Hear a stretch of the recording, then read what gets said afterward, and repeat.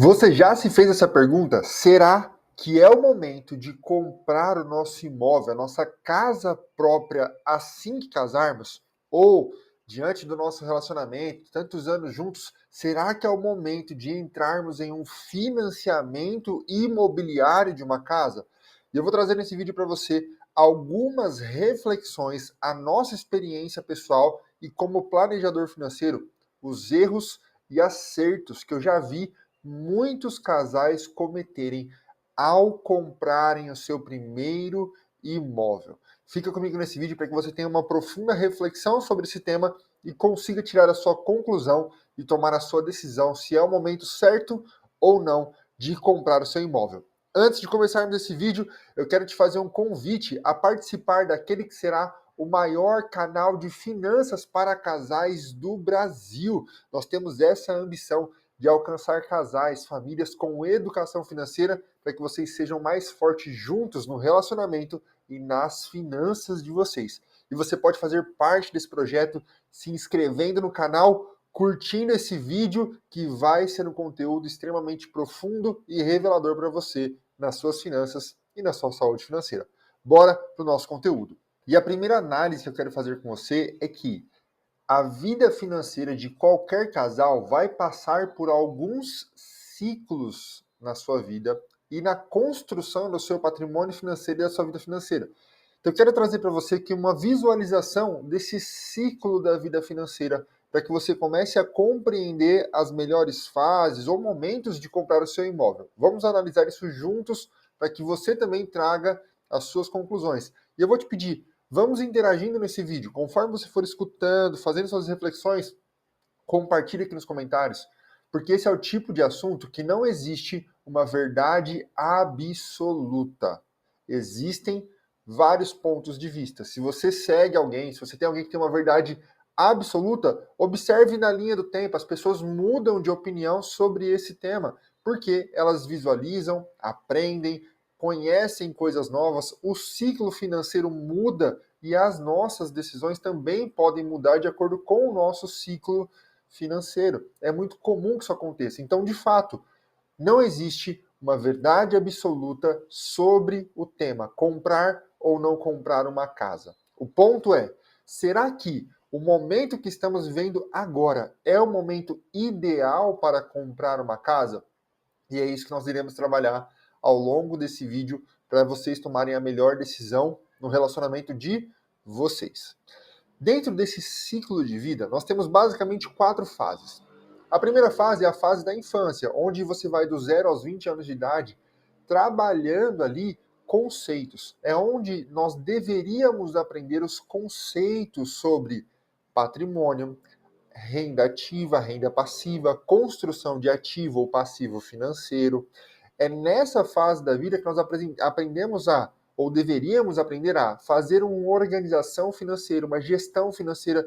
Quanto daquilo que eu ganho eu vou investir? Quanto eu vou tirar para doação? Quanto eu posso gastar daquilo que eu ganho? Se nós aprendemos nessa primeira fase, na primeira infância, com o recurso, o pouco recurso que nós temos, posteriormente, quando tivermos mais receita, mais recursos, nós saberemos administrar com maior sabedoria o nosso dinheiro.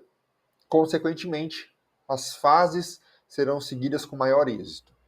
Depois desse período de infância, nós começamos uma fase de acúmulo de patrimônio financeiro. Imagina dois jovens ali com 18 a 22 anos de idade iniciando uma carreira.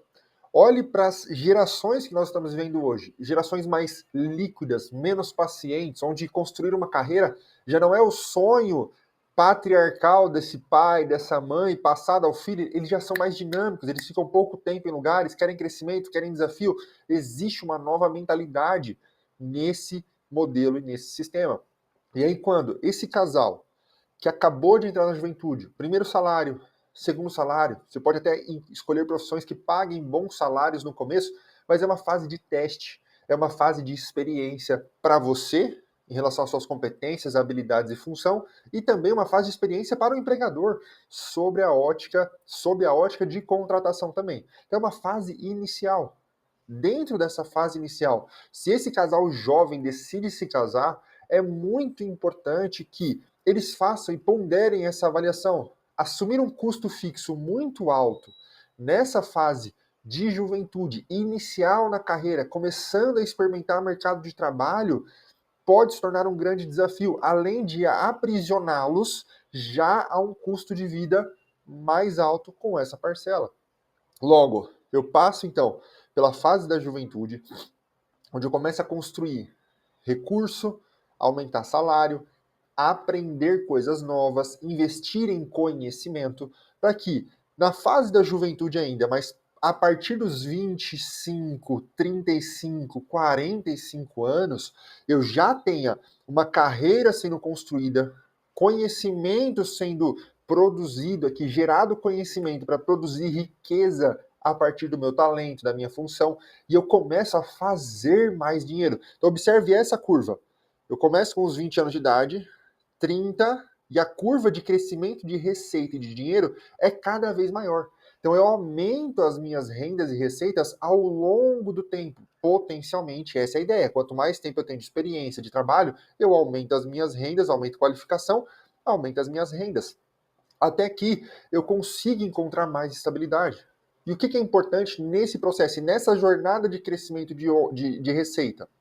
Vocês, como casal, estabelecerem uma cultura, um hábito de investir de 10 a 20% daquilo que vocês ganham. Se ao longo dessa carreira vocês construírem essa jornada de investimento, construindo patrimônio, no momento de comprar a casa de vocês já terão muito mais do que a reserva preparada para dar entrada, ou potencialmente comprar essa casa à vista, que é uma opção também pouco falada, dado o desafio que nós colocamos de comprar uma casa à vista. Mas observe que nós estamos construindo uma jornada de longo prazo. E esse casal tem um hábito, uma cultura de investimento. Logo, eles terão recurso acumulado ao longo da vida. Passada essa fase dos 20 aos 50, dessa juventude de acumulação, de crescimento, de avanço, entramos na meia-idade numa fase de consolidação desse patrimônio. Então é uma fase que assumir grandes dívidas, correr grandes riscos, já são cálculos que precisam ser feitos com muito mais precisão e, de fato, fazer o cálculo se vale a pena ou não assumir alguns riscos ou dívidas nesse cenário. Mas a ideia é que o seu patrimônio já esteja no auge em relação a essa meia-idade, tanto patrimônio financeiro quanto patrimônio adquirido de imóveis e outros patrimônios que possam existir na realidade de vocês. Mas é importante percebermos que depois da meia-idade nós começamos uma fase de aposentadoria. Potencialmente vamos começar a consumir o nosso patrimônio na aposentadoria até que nós venhamos a não precisar mais de recurso financeiro e de patrimônio. Mas quando nós entramos ali na fase da aposentadoria, nós vamos começar a consumir esse patrimônio. E aí imagina, se lá na frente, com 60 anos de idade, eu tenho uma casa, mas não tenho nenhum real investido, será que eu conseguiria viver apenas com a renda do INSS que eu vou receber? Por isso a importância de pensarmos na vida financeira não como uma lógica e uma verdade absoluta, mas é uma reflexão do tipo, será que eu quero lá na frente? Eu prefiro ter lá na frente R$ 1 milhão ou uma casa que vale 1 milhão? Por quê? A liquidez desse dinheiro é diferente. A forma de usar esse dinheiro na aposentadoria é diferente. Ter uma casa de 1 milhão não me dá a possibilidade de ter renda mensal para utilizar na minha melhor idade, na minha aposentadoria, para viver bem, com qualidade de vida, a minha aposentadoria. Logo, se nós conseguirmos construir tanto patrimônio físico quanto patrimônio financeiro ao longo da jornada, esse é o ideal de um planejamento financeiro bem sucedido ao longo da vida. Vamos então entender um pouco mais sobre essa questão de aluguel, financiamento, pagar à vista a partir de agora. E o primeiro ponto que eu queria destacar para você dentro dessa análise é que o seu desejo de comprar um imóvel é legítimo, ele é válido, ele é justo. Tem até aquela frase, quem casa quer casa. Tem todo esse contexto envolvido. Então, é legítimo, é válido. O ponto é, será que a fase que nós estamos vivendo é o melhor momento para assumirmos uma dívida de longo prazo, comprometermos o nosso lazer, as nossas viagens, o nosso tempo de desfrute como família por uma dívida que eu vou assumir por 30 anos? É óbvio que você vai encontrar, por exemplo, o caso do primo pobre, que é um caso de sucesso, um exemplo. É possível quitar antes, é possível você antecipar os pagamentos, mas o ponto é, ele pagou um preço para que isso acontecesse. Nem todas as pessoas estão prontas e dispostas a pagar o mesmo preço de fazer renda extra, deixar de sair, antecipar pagamento e todo esse contexto que envolve. Por isso que não é uma decisão óbvia e nem uma verdade absoluta. Mas a partir desse ponto, vamos entender que o nosso desejo é legítimo e é válido. Agora eu vou te falar quando não comprar e quando você deveria, então, entrar em um financiamento ou até outras maneiras de realizar essa compra que não seja através de um financiamento como única opção, tá? Vamos entender esses pontos a partir de agora. Mas eu quero deixar para vocês aqui também esse vídeo em destaque falando sobre essa comunicação do casal. Como vocês vão conseguir colocar esses objetivos dentro de uma comunicação que chegue a acordos saudáveis como casal. Não deixem de ver esse vídeo porque vai contribuir muito para o crescimento financeiro. Vamos fazer um pensamento agora sobre quando não comprar essa casa. Aí é uma certeza absoluta de que você não deve comprar a casa diante dessa situação. Primeira pergunta para nos ajudar nessa reflexão. Você está comprando porque de fato quer ou por conta de uma pressão familiar? Olha só, o meu pai sempre teve, depois que ele construiu, né, a casa própria e casas de aluguel. Logo, ele pensava e achava inadmissível os filhos dele pagarem aluguel, sendo que ele tinha as casas ali disponíveis e ele era um locatário, né, ele locava suas casas. Porém, na nossa vida, no nosso relacionamento, quando nós casamos, nós decidimos morar em uma dessas casas do meu pai para acumularmos recursos e comprarmos a nossa casa lá no começo do casamento em 2017.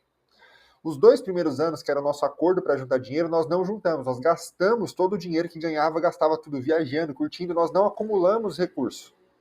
Porém, quando chegamos a 2 anos de casamento, algumas circunstâncias tornaram insustentáveis continuar na casa que nós estávamos. E não tinha o dinheiro para comprar uma casa à vista. E teríamos que entrar num financiamento. Como planejador financeiro, eu não queria entrar no financiamento. E aí nós fizemos um acordo, eu e a minha esposa, a nossa casa, o nosso lar. Vamos alugar uma casa. E aí, como nós tínhamos 2 boas rendas, nós conseguíamos alugar a casa e continuar acumulando patrimônio mensalmente. Então era um cálculo saudável. Ok, eu pago aluguel, que não é um investimento, mas tem os seus benefícios, mas nós continuamos investindo mensalmente. Ok? Esse era o cenário. Para o nosso casamento, para a nossa realidade, se nós não tivéssemos tomado essa decisão de fazer uma locação do imóvel e sairmos de onde estávamos, nós possivelmente não estaríamos mais juntos hoje. O nosso casamento teria ido por água abaixo, porque algumas circunstâncias se tornaram insustentáveis e até ter o recurso do financiamento, até ter o recurso de comprar uma casa, parcelar, etc., nós não suportaríamos talvez o processo de continuar onde estávamos. Então nós saímos para o aluguel. Ao sairmos para o aluguel, nós conhecemos um bairro que nós sequer sabíamos que existia, porque o corretor nos apresentou como uma boa opção dentro do que nós procurávamos, e nós estamos nesse bairro até hoje. Amamos o lugar onde nós moramos, e sim, continua sendo aluguel. Dentro dessa perspectiva, conseguimos pagar o aluguel e continuar acumulando patrimônio financeiro do outro lado. Mas no nosso caso, no nosso relacionamento, foi necessário. Foi importantíssimo sairmos de onde estávamos para pagar um aluguel. Entende? Isso não foi ofensivo. Sim, houve uma pressão familiar do tipo, como vocês vão pagar aluguel? Isso é inadmissível. Mas para o nosso casamento e a nossa realidade foi fundamental para mantermos o nosso casamento de pé. Qual é o cenário do seu relacionamento? Muitos casais vivem na casa dos pais e talvez por um orgulho, por uma vaidade do tipo, meu, eu não posso sair daqui para pagar aluguel. Mas será que o seu casamento suporta esse processo? Por isso que cada caso é um caso, cada família é uma realidade, cada situação é uma situação. Então assim, ó, avaliem a situação de vocês com zelo, com olhar para o relacionamento de vocês apesar das opiniões da família. Isso é muito importante que vocês avaliem o quanto que vocês, como casal, suportam aquilo que vocês estão construindo. Segundo ponto, uma pressão da sociedade. Parece que quem não tem casa não conquistou nada na vida, só que isso não é uma verdade absoluta. Você não é o que você tem. Só que Num contexto social, se você não tem, parece que você não conquistou nada, mas isso é só uma questão de ilusão também, porque eu posso não ter uma casa, pagar um aluguel, mas ter 500 mil reais investidos. E esses 500 mil reais pagam meu aluguel com juros do meu próprio investimento. Então entenda, as pessoas não conhecem de fato a realidade e a sua vida. Tomem a decisão que vocês terão que tomar a partir da realidade que vocês estão vivendo. De fato, da porta para dentro, só vocês conhecem a intimidade e a realidade de vocês como casal, os desafios e aquilo que vocês podem construir como casal e como família. Não deixem que o externo influencie tão fortemente as decisões de vocês, porque quem paga a conta e o boleto no fim do dia são vocês. Agora eu quero te mostrar uma tabela comparativa de 3 cenários. Um casal que paga apenas aluguel, um casal que decide fazer o financiamento e um casal que consegue pagar o aluguel e também realizar investimentos mensais. Vantagens e desvantagens desses 3 cenários que nós estamos construindo aqui. Olha só. Primeiro cenário, custo mensal. Vamos imaginar aqui um aluguel de R$ 2.000. E assim, é importante considerar que o aluguel, neste momento inicial, é R$ 2.000 e crescente ao longo do tempo por conta da inflação, do reajuste. O financiamento, potencialmente, ele terá uma redução nas suas parcelas e, se for uma parcela fixa, será mantida. Mas é importante considerar que, nesse cálculo, não está 100% do que deveria ser esse crescimento do aluguel ao longo do tempo.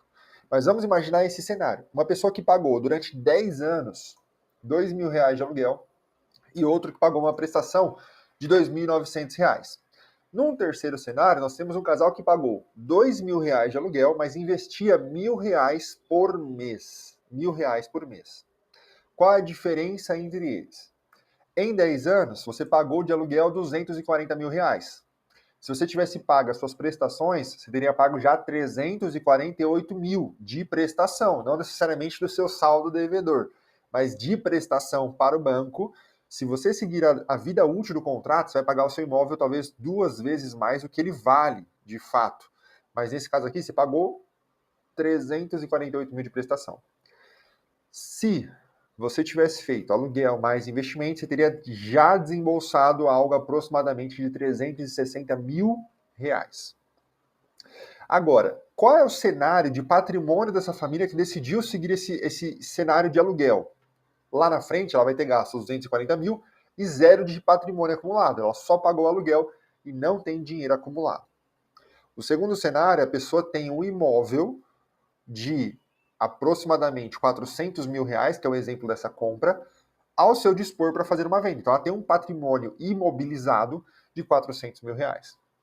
Já a pessoa que pagou o aluguel e investiu R$ 1.000 por mês, ela tem lá na frente R$ 244.000 acumulados de investimento. Olha só que poderoso.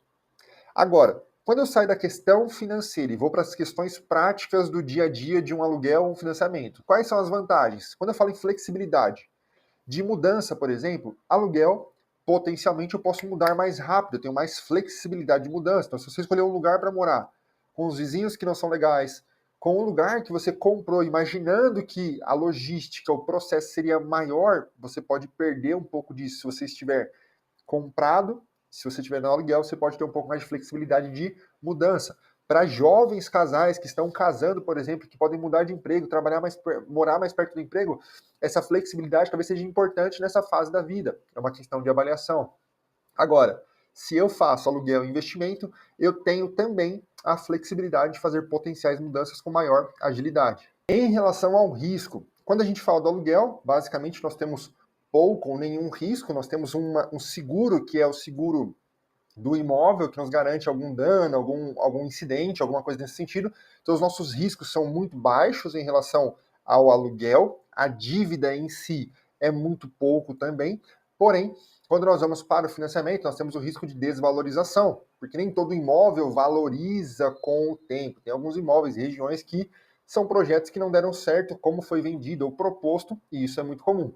Quando nós estávamos procurando casa para comprar, nós vimos casas de rua, por exemplo, com mais de 10 anos com anúncio de venda e não eram vendidas. Então nós temos esse risco aqui de desvalorização que existe, é iminente também. Agora, quando a gente fala de acúmulo de patrimônio e aluguel, nós temos o risco de mercado, variação dos seus investimentos, depende de onde você vai alocar os seus recursos. E o último ponto, valorização. Se você paga apenas o aluguel, você tem nenhuma valorização, porque o imóvel não é seu. A valorização é do locatário.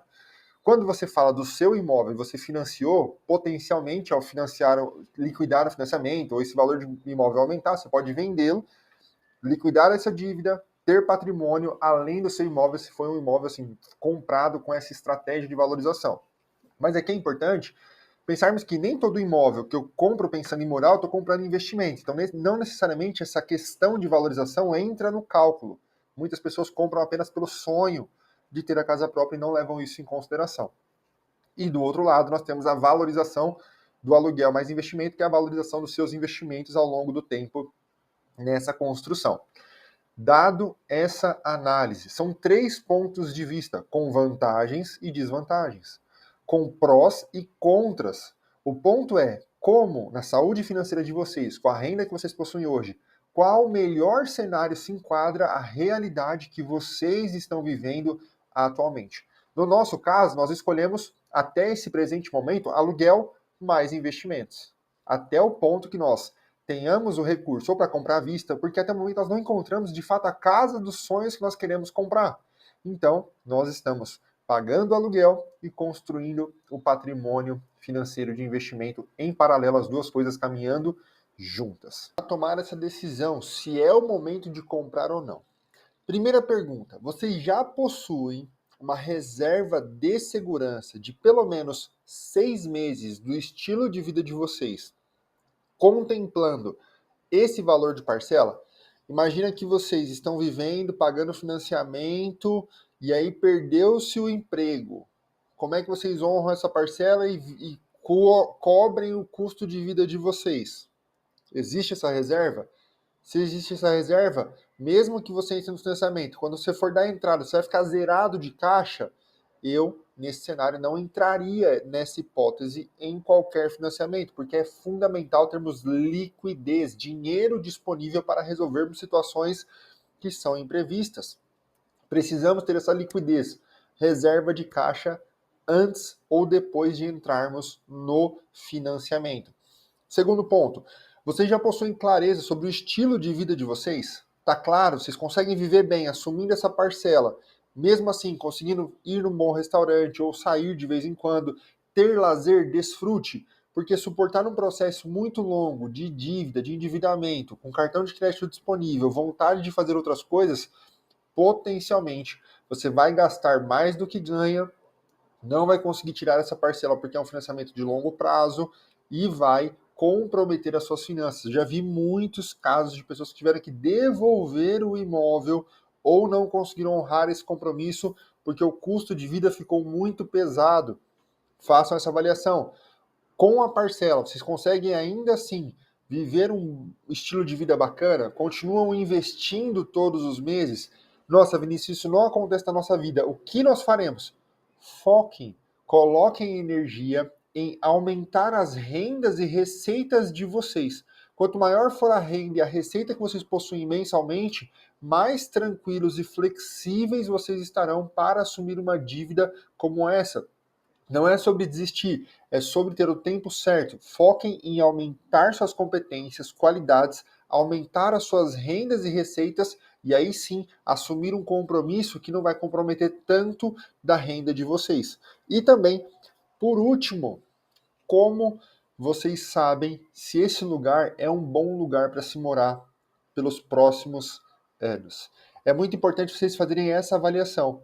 Se vocês fazem um teste por um período de aluguel na região, no bairro, se é isso mesmo que vocês querem para comprar um imóvel que vai ser por muitos anos na vida de vocês. Façam testes, estejam abertos a conhecer novas possibilidades, novos bairros, ter novas soluções, mas não se deixem enganar ou fazer as coisas por impulso. Façam por uma decisão mais racional do que emocional. No tempo certo, vocês comprarão a casa de vocês. Em paralelo, cuidem bem do orçamento de vocês, com esse hábito e cultura de investir todos os meses religiosamente.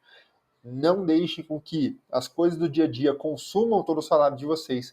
e vocês fiquem sem dinheiro e sem patrimônio investido enquanto a casa não chega. Quando a casa chegar com patrimônio investido e vocês estarão prontos para isso, a casa será uma bênção na vida de vocês. E essa compra vai acontecer de uma maneira muito mais tranquila. Esse vídeo fez sentido para você? Trouxe reflexões? Fez sentido? Encaminha ele para outras pessoas. Eu vou deixar para você aqui também outro vídeo para te ajudar nessa jornada de crescimento financeiro no seu relacionamento e na sua família. Um grande abraço, nos vemos no próximo vídeo e lembre-se, juntos vocês são muito mais fortes.